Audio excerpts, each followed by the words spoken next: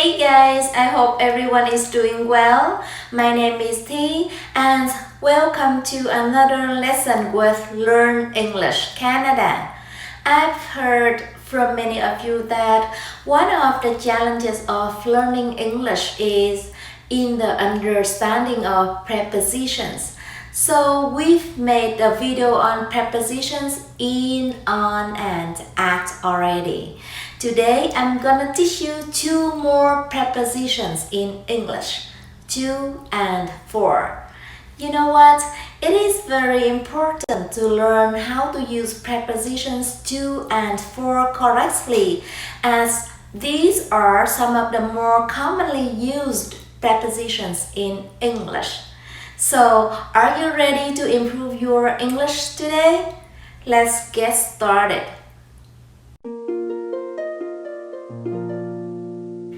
The preposition to is used in a variety of different cases. It can be used before a noun. For example, I go to school every day. School is the noun in this case.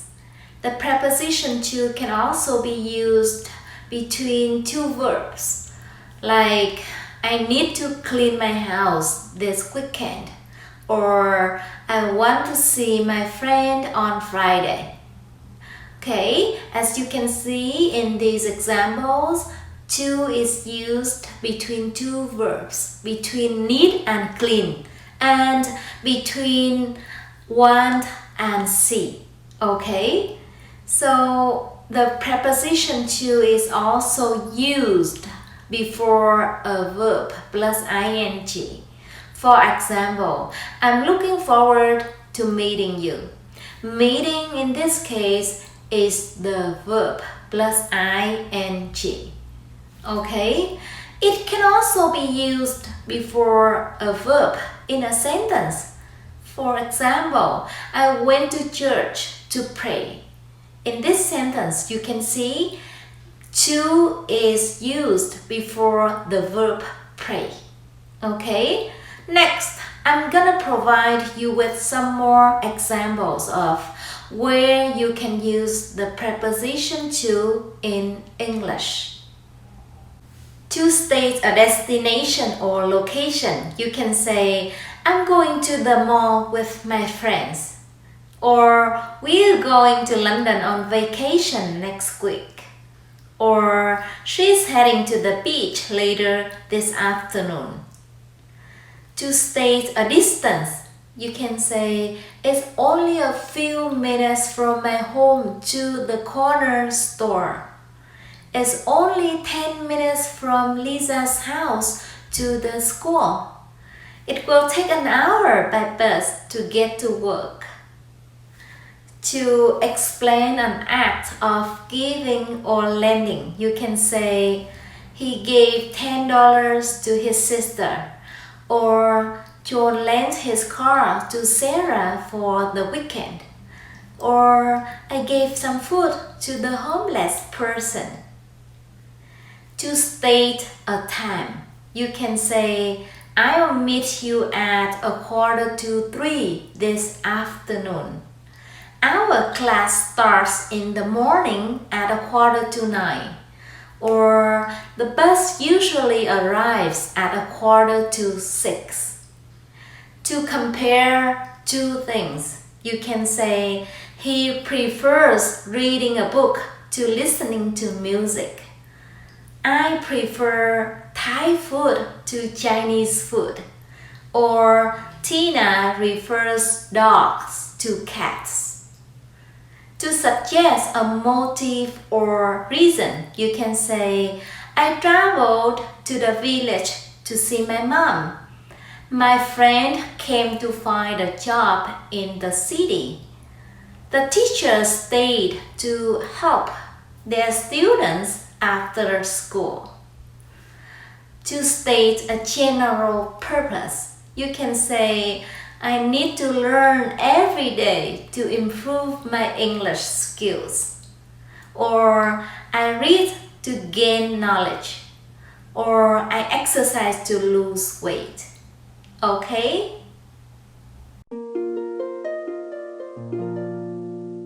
So, like the preposition to, the preposition for can also be used in a variety of different cases.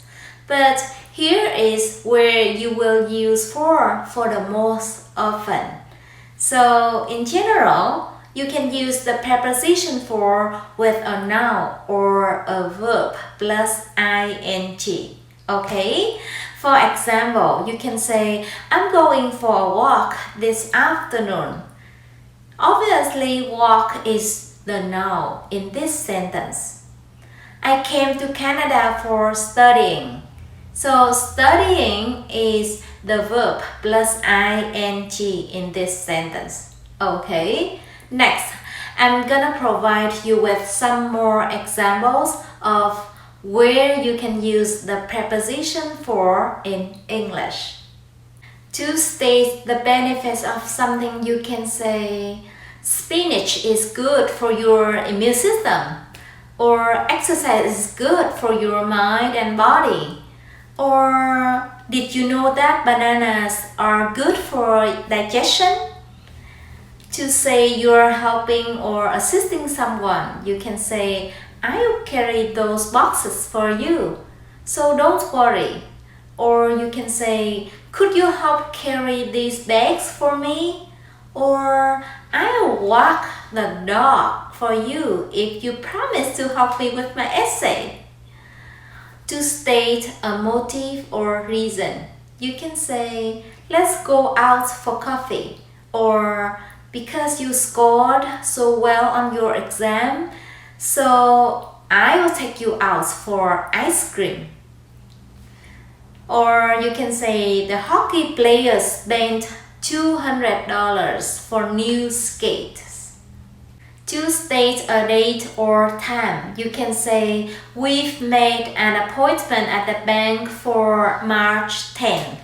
Or the company has scheduled a mandatory training section for Tuesday. Or I've arranged a meeting with John for the first of the month. Okay? And to state a period of time, you can say, my sister has been living with me for the past 6 months. Or I haven't seen my parents for a long time. Or you can say, Brian and Michelle have been married for 5 years. To state agreement, you can say, I am for installing a new sink in the kitchen if the price is reasonable. Or you can say, are you for the new dress code or against it? Or you can say the majority of employees are for creating a new database. Okay? And to state a function, you can say Facebook can be used for connecting with people. Or a thesaurus can be used for finding synonyms of particular words. Or you can say, I don't need a GPS for navigating in Toronto because I haven't been there before. Okay? Now, please read the following sentences and choose either 2 or 4 to fill in the blanks correctly. 1.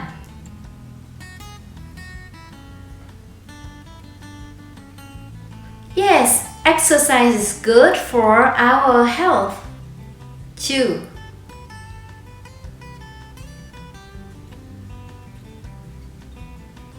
Right, we stand for human rights. 3.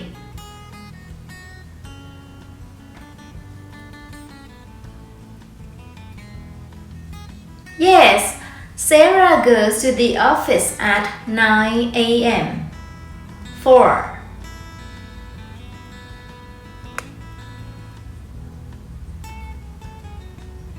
Right, Tina is working hard to earn an A+ in history. 5.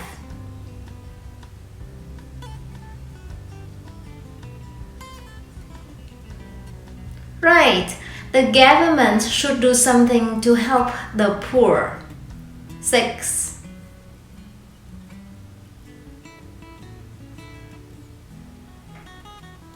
Yes, my parents enjoy going for long walks in the evenings.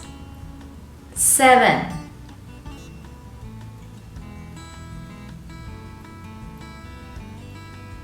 Right, Brian gave his laptop to his sister. 8.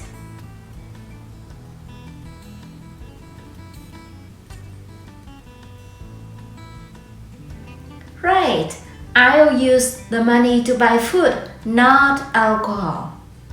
Good practice, everyone. So, I hope you learned some important rules today when using the preposition to and for in English. You know, learning to use prepositions correctly will take some time, but if you can review the examples I mentioned in the video again, you will become more familiar with how to use these prepositions correctly. Thanks for watching my video today. Please share it and subscribe to our channel. The teachers at Learn English Canada look forward to seeing you in the next lesson. Bye bye!